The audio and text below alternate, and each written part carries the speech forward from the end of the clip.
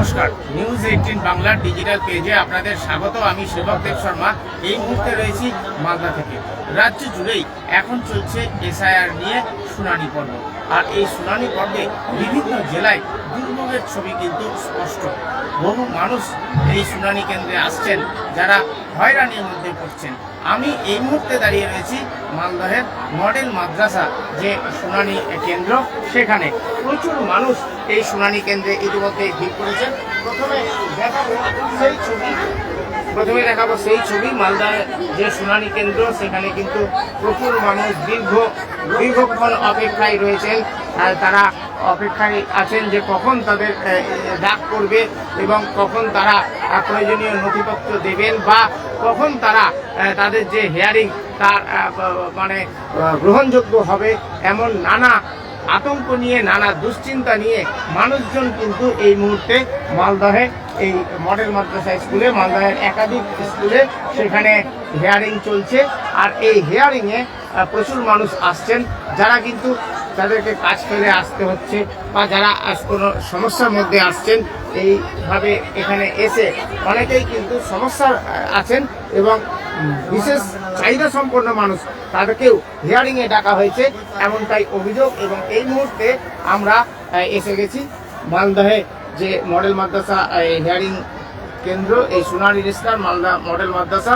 এইখানে হিয়ারিংয়ে ডাকা হয়েছে ডলি দাসকে। মালদহের ইংরেজ বাজারের 79 ক্রমিক নম্বর তার ভোটার তালিকায়, যেটা বলছিলাম, ডলি দাস, তার বিধানসভা ইংলিশ বাজার 79 নিমাইসরা হরসুন্দরী প্রাথমিক বিদ্যালয়। তিনি যেটা দাবি করছেন, তিনি বিশেষ চাহিদা সম্পন্ন, তিনি কিন্তু স্বাভাবিকভাবে হেঁটে চলে বেড়াতে পারেন না এবং তাকে 4 জনে মিলে কোনো রকমে এই টোটোতে করে নিয়ে আসা হয়েছে শুনানি কেন্দ্রে।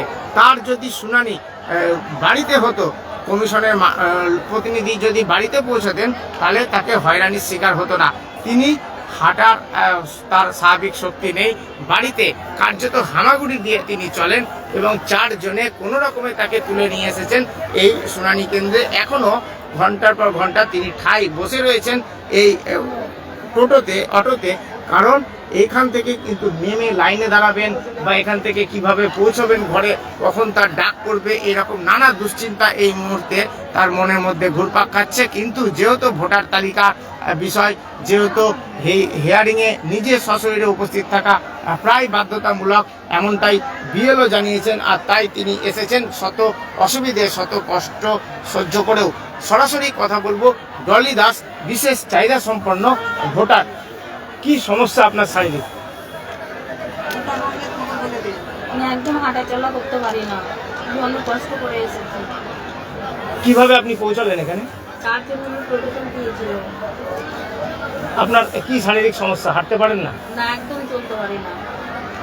তো আপনি বিএলও কে বলেননি যে আপনার পৌঁছানো স্কুলে এসে? বলেছি, বলছি অবশ্যই যেতে হবে, মানে যেতেই হবে। অনেক কষ্ট করে এসেছি এখানে। টোটোতে বসে আছেন কেন?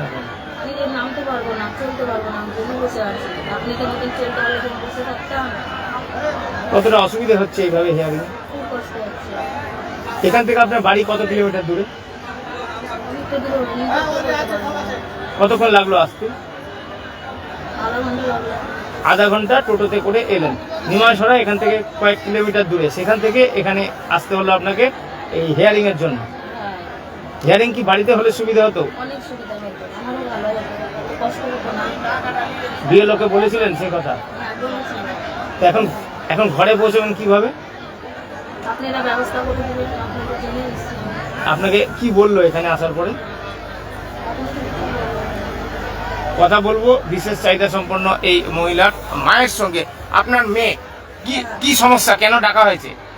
মেয়েকে আমি বললাম, যখন আমাদের এই ইয়েগুলো নিতে গেল, আমি বললাম যে আমার মেয়েটা তো হ্যান্ডিক্যাপ, ওকে তো আমি নিয়ে যেতে পারবো না।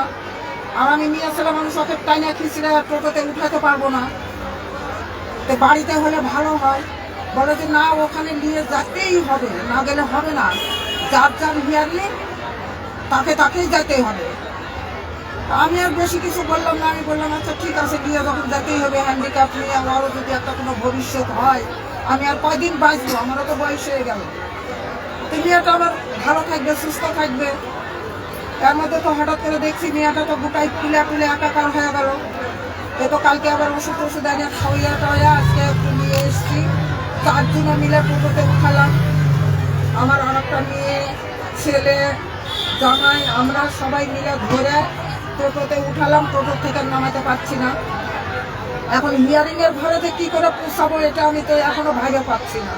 আমি তো ওইটা ছোট নাই। আমরা দেখাচ্ছিলাম যে বিশেষ চাহিদা সম্পূর্ণ মহিলা, তিনি হিয়ারিং এর জন্য এসেছেন এবং দীর্ঘক্ষণ তিনি টোটোতেই বসে রয়েছেন, কারণ তার পক্ষে কিন্তু এখান থেকে নেমে কিভাবে হিয়ারিং এর জন্য পৌঁছাবেন নির্দিষ্ট ঘরে তা নিয়ে কিন্তু দুশ্চিন্তায়।